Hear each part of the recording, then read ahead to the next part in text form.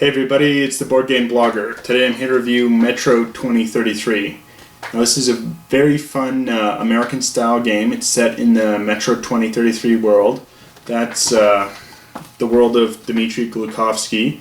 He wrote a sort of a pop called bestseller about Metro 2033.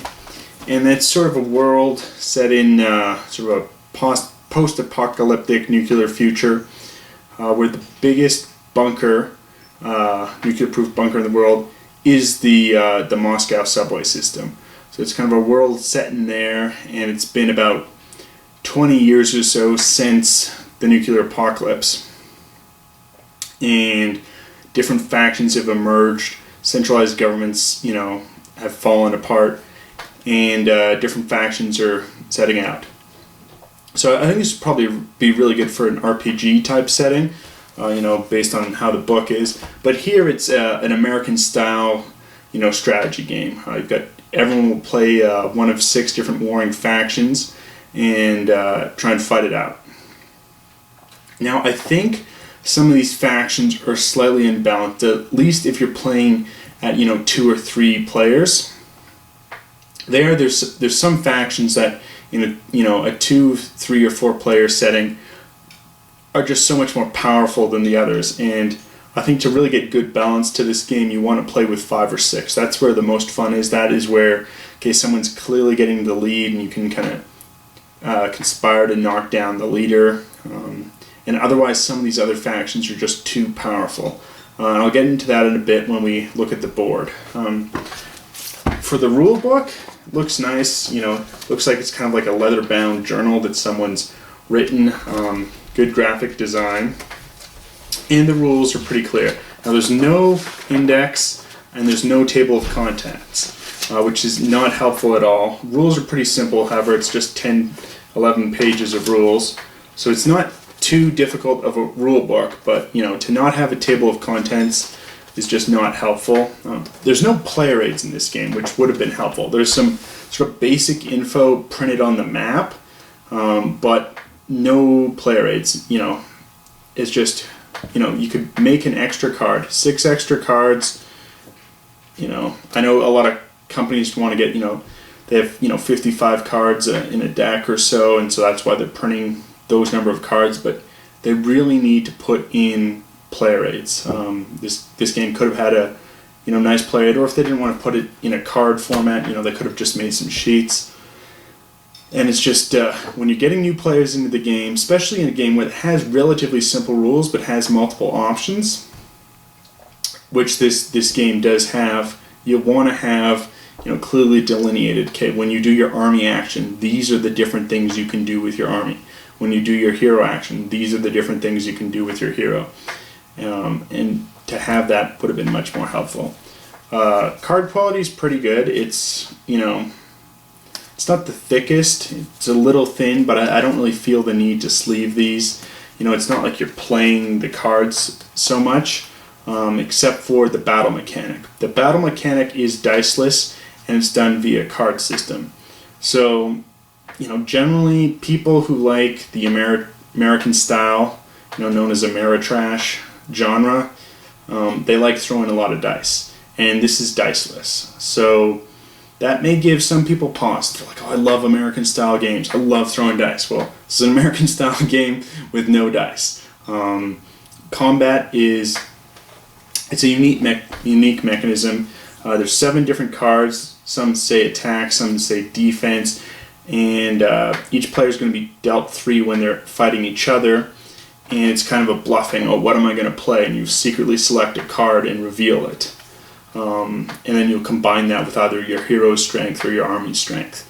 So I think it's a good system. It works for this game, and it's a fun system. You can sometimes screwed when you're trying to overthink your opponent. Okay, it's like last time he played this attack, but it's a defense modifier. What am I going to do this time? And you just kind of overthink it. Like one time I lost 5 battles in a row just through unlucky card play. Even though odds are if I'd been rolling dice I would have won at least one of those. But dice can be unlucky to you too. each player is going to have a faction, and then they're also going to have a hero. One thing I don't really like here is for the heroes, 3 of them are from the book, and then 3 are just made up. You've got, Artyom, who's the main guy, and we'll get into that. But they don't have actual heroes from the book for all the characters, when there's plenty of room. Colonel Melnick here is one of the biggest characters in the book, isn't one of the heroes. It doesn't make sense. I think this is a very good game for 4 and up. This isn't really the type of game you can play with 2 or 3 players. I've played it with both of those numbers, but I just don't think that's really how you should be enjoying it, and there's better games out there for 2 or 3.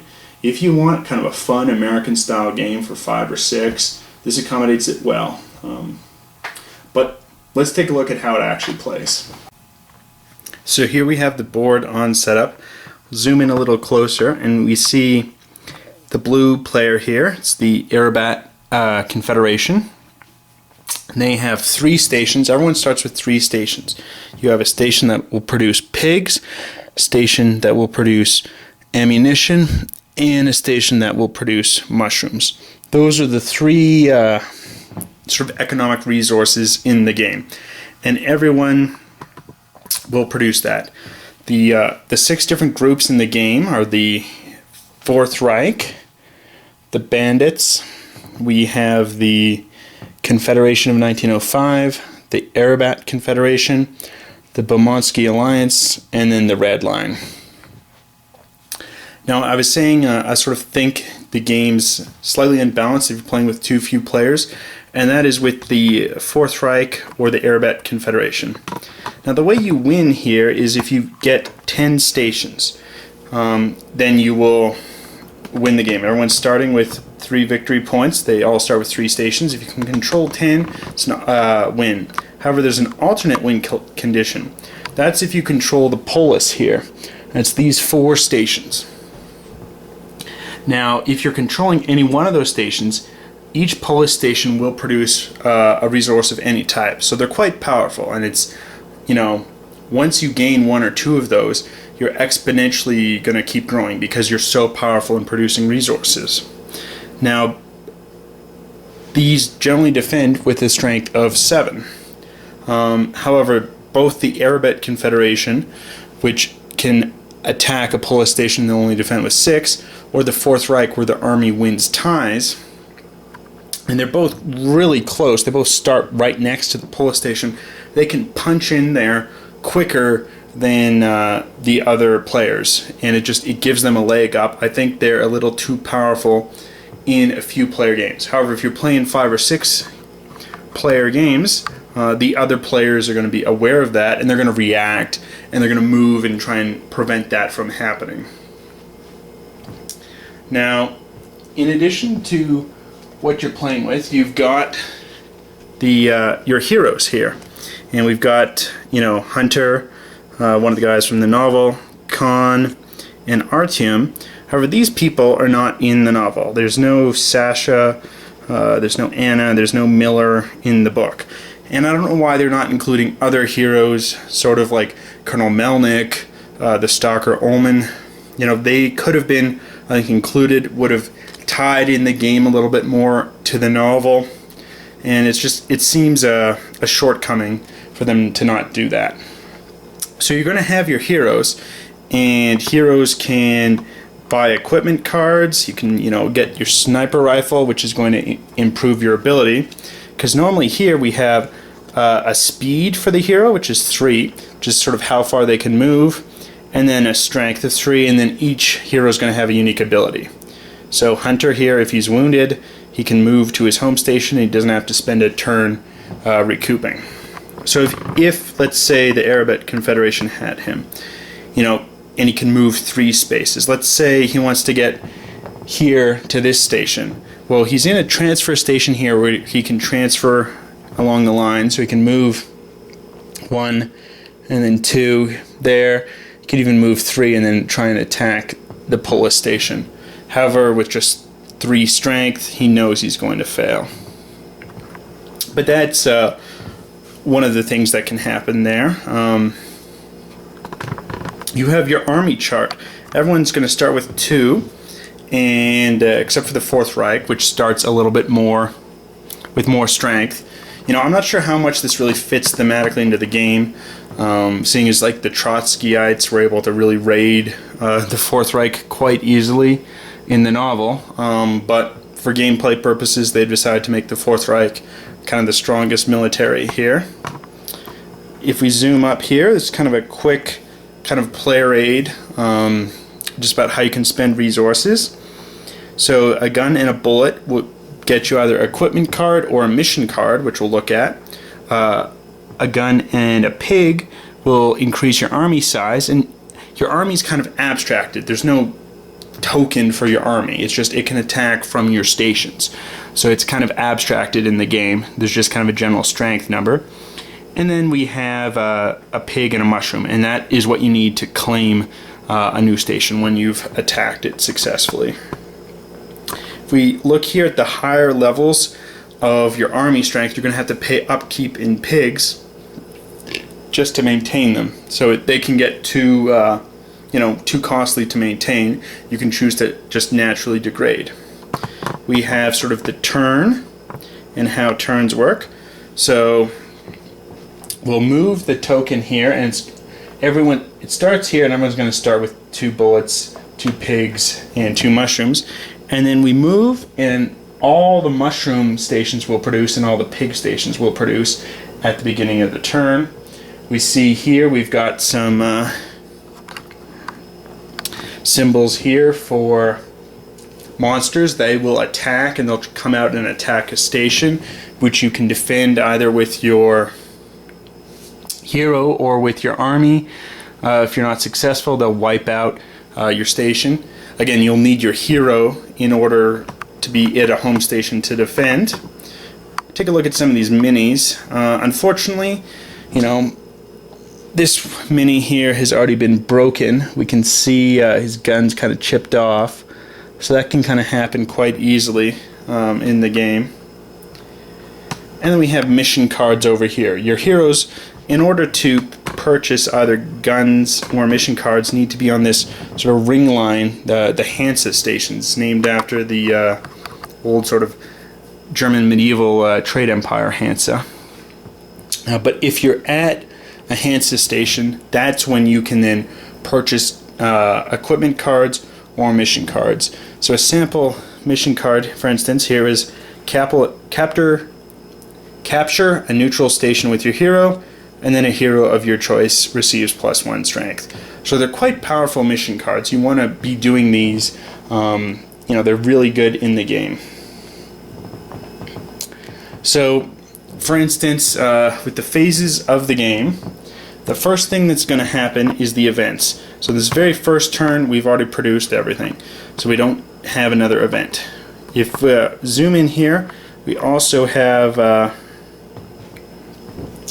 this, which are the laws. So the different factions can vote for laws. So for instance, there's arms conversion, which is new troops cost 1 extra mushroom each. So this is going to be proposed each time the turn marker hits a laws section, and players can vote. Each player is going to get 1 vote per station. So the bigger factions later on in the game are going to have more vote, and if they're quite high up in the army size and their opponents are low, they'll probably want to try and pass something like this. There can only ever be 1 law in effect at a time, so if a new one is up for vote, it would replace the current law, which it's a good mechanism, I think, there. And that's sort of how the setup is. So what's going to happen in the turn order is the events will trigger, then will be army mobilization, and players will be able to choose to upgrade their army. This is the only time during a turn you can upgrade the army. So if, for instance, the Fourth Reich wanted to go up to 4 strength, they're going to pay a pig and a bullet here to the bank, and they will go up 1 on the strength marker, so they're now at 4. After mobilization would be, and every player is going to do that. Then would be the army action, and then in turn order. And you got the turn marker. It's going to move each turn. It's going to move clockwise. So it's not going to be that there's always a set starting player, but it will rotate who the starting player is. After mobilization is going to be your army action. So the armies can choose to either attack an adjacent station. So let's say, and you can go through a Hansa station, one Hansa station. So let's say the Arabat Confederacy wanted to attack 1905. So they could move here, go through the ring line, and attack the station there, but they wouldn't be able to, say, attack this neutral station here of Kropetskia, because there's already a neutral station in the way. So they wouldn't be able to do that. So I'll just sort of simulate how the battle works. So let's say the Arabat Confederacy does decide to attack there. Now, they've both got, on the strength marker for the armies, and because no heroes are involved, they're both going to have army strength of 2. So what's going to happen is the battle cards are going to be dealt. There's 7 of them. Some of these have attack, some have defense, and some have neutral. Now, it doesn't really matter who the attacker is, in this positioning. It's when the armies are clashing is what it's supposed to simulate. So the fact you're the attacker in the battle does not have any bearing on these cards. But both players are going to have 3 cards, and they're going to pick, what am I going to do? I could do a defense card, gives me +2 to my army value. Scout raid, which is +1 to attack, or +3 if it's defense, or this evasion. It's a defensive maneuver. Doesn't give me anything, but if the other player plays an attack card, I get +4. So the Arabat Confederacy is going to pick 1 card. 1905 is going to pick another. And we'll reveal. And we have +0 for the Arabat Confederacy. The 1905 Confederation did +1 on the neutral, so they're going to win the battle. Because they won the battle, the Arabat Confederation is going to degrade their army strength 1. And the station remains in 1905 hands. So that's sort of how the battle mechanism works. Additionally, instead of attacking with your army, you can choose to just get 1 resource randomly. So, I really need pigs, that's coming up. I'm going to grab a pig and I'll put that in. That could have been done as well. Now for the hero actions, heroes are really important just because of all the different actions that they can do.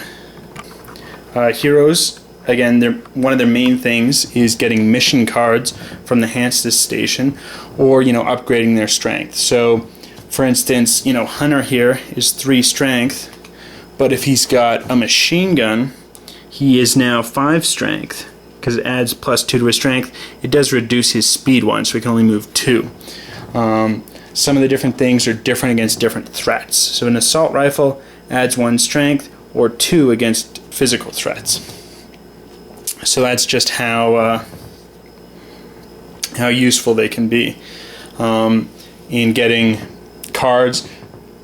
One thing that they can do is they can go to neutral stations and then they can scout. So, expansion is not going to happen just against opposing players. It's going to happen against neutrals.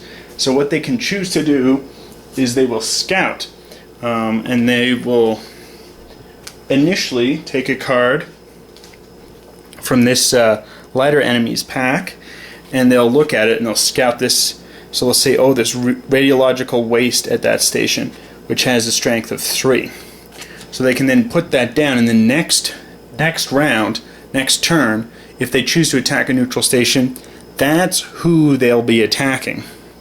That's the enemy that they'll encounter. Otherwise, it's just a random draw, and you don't know who you're getting. So scouting becomes a very powerful action for the heroes. And when it's scouted, it doesn't have to be the hero that attacks the station. It can be your army.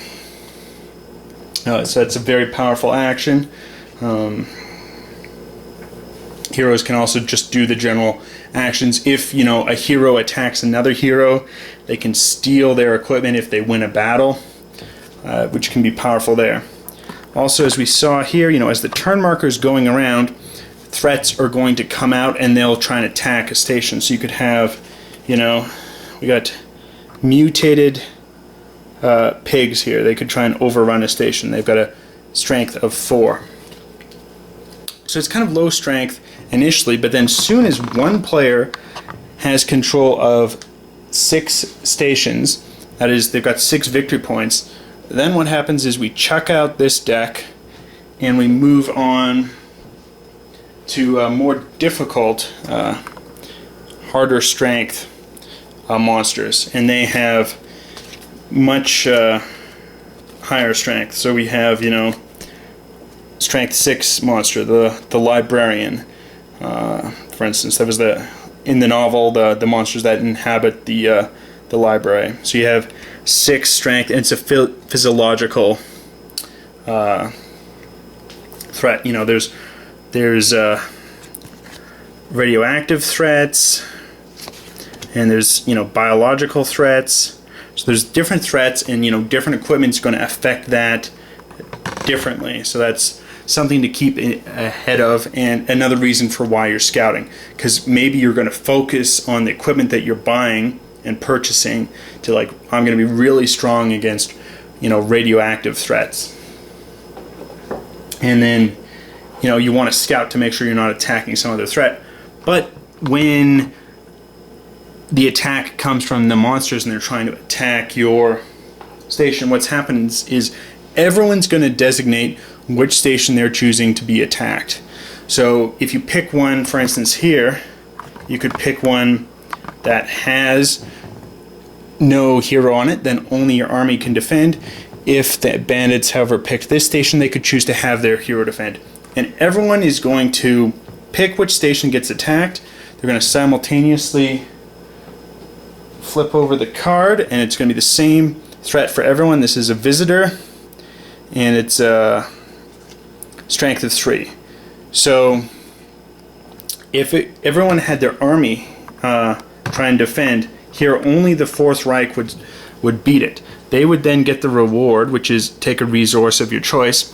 Everyone else would lose their station, and they degrade their army for not successfully winning the battle. So the monsters can be really powerful. When you're down, you're really getting hit, and there can almost be a runaway type leader system in this game, except for the fact other players can then try and pounce on the leader. In a 2 or 3 player game, it's too difficult to do that, and in a 2 or 3 player game, especially where there's the Fourth Reich or the Arab Confederation, which can just pound into Polis, it's just a little too difficult.